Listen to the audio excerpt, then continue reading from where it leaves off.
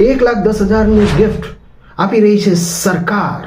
જ્યારે દીકરીઓને મળશે 3 તબક્કામાં 1,10,000 રૂપિયા. એક સરકારી એપ જે તમારા બનાવે છે બધા જ કામ આસાન. જો કઈ છે એ એપ? 99% લોકોને ખબર જ નથી કે KYC નો બાપ કોણ છે.